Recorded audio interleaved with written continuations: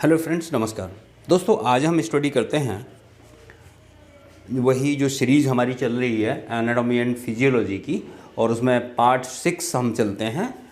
हम स्टडी कर चुके थे टिश्यूज़ की, यानी हिस्टोलॉजी कर रहे थे, हम हिस्टोलॉजी में ही चल रहे थे, और एपिथेलियम टिश्यू की हम स्टडी, एपिथेलियम टिश्यू या एपिथेलियल टिश्यू की हम स्टडी कर चुके थे। उसमें हमने रिवाइज करने के लिए मैं ये सब पीछे चल रहा हूँ। तो एपिथेलियल टिश्यू के 3 पार्ट थे। 1 सिंपल एपिथेलियम, दूसरा कंपाउंड या स्ट्रेटिफाइड एपिथेलियम, तीसरा ग्लैंडुलर में ग्लैंड से संबंधित बात थी, तो वो ग्लैंड वाले चैप्टर में पढ़ेंगे। यहाँ हम सिंपल एपिथेलियम की जब स्टडी की तो हमने पता हुआ हमें कि सिंपल एपिथेलियम पुनः 4 भागों में बटा हुआ है। Simple squamous, simple cuboidal, simple columnar और सिंपल सीलिएटेड कॉलमनर एपिथेलियम। ठीक। स्ट्रेटिफाइड भी 4 भागों में बटा हुआ है। स्ट्रेटिफाइड स्क्वेमस, स्ट्रेटिफाइड क्यूबॉइडल और stratified columnar and transition epithelium tissue. ठीक। इनके टोटल स्टडी हमने की थी कि ये क्या करती हैं, कैसे होती हैं। ठीक है। आज इसी सीरीज़ को हम आगे बढ़ाते हुए नेक्स्ट पे चलते हैं, और नेक्स्ट है हमारा second part, muscular tissue. Okay friends, muscular tissue में जब हम इसकी स्टडी करते हैं वेरी इजी वे में, डोंट स्ट्रेस्ड, ये थोड़ा कॉम्प्लिकेटेड तो है, क्योंकि इसी चैप्टर के बाद में, इसी के टिश्यू के बाद में फिर हमारी बायोलॉजी वेरी इजी हो जाती है, हमें हर चीज़ समझ में आने लगेगी। राइट। इसलिए थोड़ा सा यहाँ पे कंसंट्रेट होकर चलते हैं। ठीक है। मसल और मस्कुलर टिश्यू, इसमें जब हम इसकी स्टडी करेंगे तो इसका कंपोजिशन देख लेते हैं। Composed of the muscle cell और muscle fibre thread like structure होता है, ऐसा पतला पतला ऐसे करके थ्रेड लाइक स्ट्रक्चर होता है, उसे फाइबर कहते हैं। तो मसल सेल का बना होता है ये। तो जब मस्कुलर टिश्यू की बात कर रहे हैं तो टिश्यू मसल सेल से बने होंगे, यानी मस्कुलर फाइबर। ये जो फाइबर होते हैं ये कॉन्ट्रैक्शन प्रोटीन, इनके अंदर कॉन्ट्रैक्शन प्रोटीन होता है जिसे एक्टिन या मायोसिन प्रोटीन कहते हैं, और वो इस फाइबर में प्रेजेंट होते हैं। ये दोनों ही प्रोटीन जो है एक्टिन और मायोसिन, ये दोनों के दोनों रेस्पॉन्सिबल होते हैं फॉर रिलैक्सेशन एंड कॉन्ट्रैक्शन।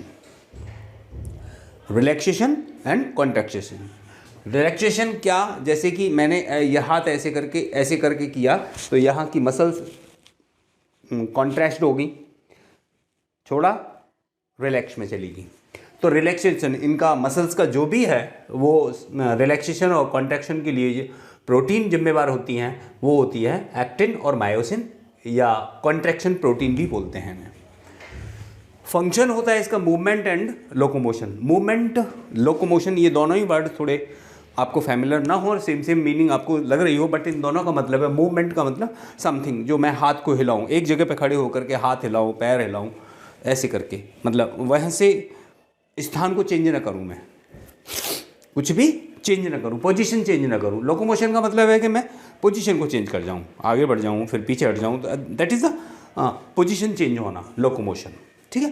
तो इन मसल्स का काम होता है लोकोमोशन का, और इनमें होते हैं मसल सेल या मसल फाइबर में एक प्रोटीन प्रेजेंट होता है जिसे एक्टिन और मायोसिन कहते हैं, और इसका काम होता है कॉन्ट्रैक्शन करना और रिलैक्सेशन करना।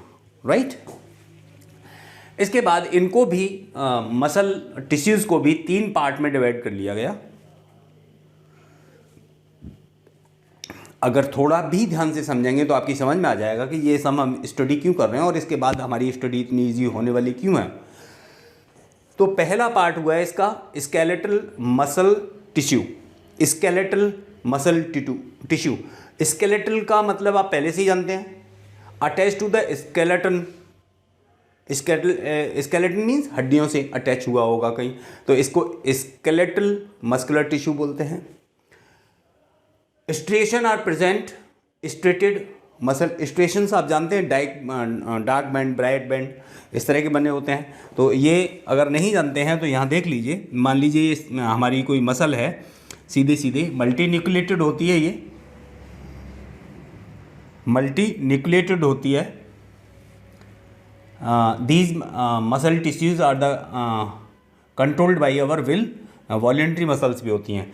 तो ये मान के चलिए हमारी इसको अभी, और ये हमारी एक मसल है, इसमें मल्टी न्यूक्लियस होते हैं और ये बीच बीच में डार्क बैंड या ब्राइट डार्क बैंड, फिर ये डार्क बैंड हो गया, ये वाला जो बैंड है ये ब्राइट बैंड हो गया।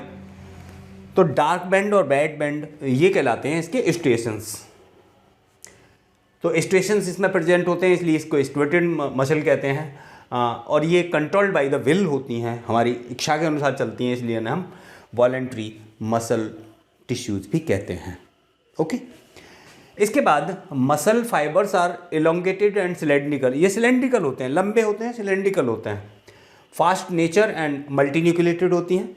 फास्ट इनकी वर्किंग जो होती है वो फास्ट होती है, और मल्टी न्यूक्लिएटेड यानी न्यूक्लियस इसमें डिफरेंट मल्टी होते हैं, मतलब एक से ज़्यादा होते हैं। अनब्रांच्ड होती हैं, इसमें कोई ब्रांच नहीं होती। Stations are present, stations present होते हैं, वो क्या होते हैं? Dark and bright bands.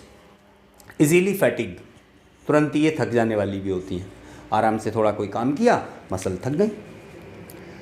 Function इनका होगा help the body movement, body को मूवमेंट कराने में हेल्प करते हैं, और मेंटेन द पोस्चर, बॉडी का जो पोस्चर है, जैसे मैं खड़ा हुआ हूँ तो इस पोस्चर को ऐसे ही बनाने में भी ये मदद करते हैं।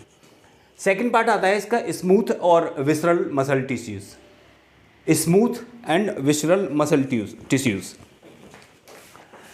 स्मूथ जो होती हैं ये, इनके स्मूथ कहने का मतलब, और विसरल का मतलब क्या?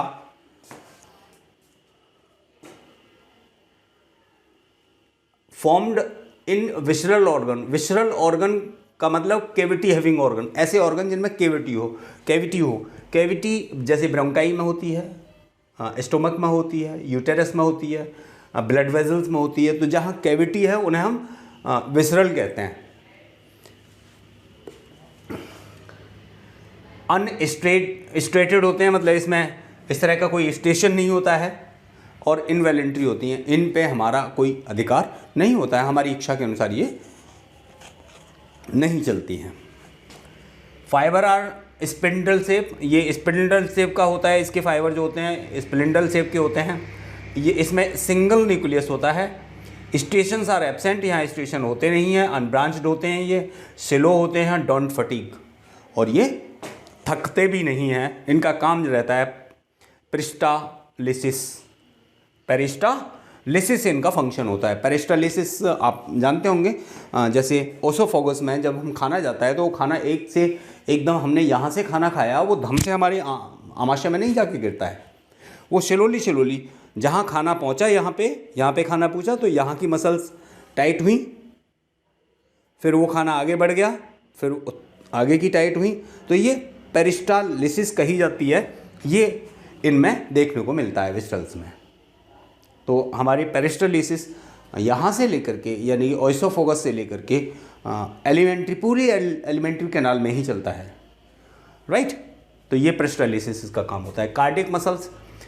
कार्डिक मसल्स जैसा कि इसका नाम है कार्डिक मीन्स हार्ट से संबंधित होंगी। तो स्ट्रेटेड मसल्स टिश्यूज होती हैं, ये स्ट्रेटेड यानी कि इसमें बैंड देखे जाते हैं, स्ट्रेशंस इसमें होते हैं। इनवॉलेंट्री होती हैं, ये भी किसी का कहना सुनना नहीं मानती हैं, ये भी अपनी मर्जी से ही चलती हैं। अब बराबर चल रही हैं तो ये थकेंगी भी नहीं, तो ये डोंट फटीग होती हैं। चलिए वो देखते हैं। फाइबर आर सिलेंड्रिकल, इसके फाइबर जो होते हैं वो सिलेंड्रिकल शेप के होते हैं, नली टाइप की होती हैं। यूनिन्यूक्लिएटेड होते हैं, एक ही न्यूक्लियस होगा इसमें।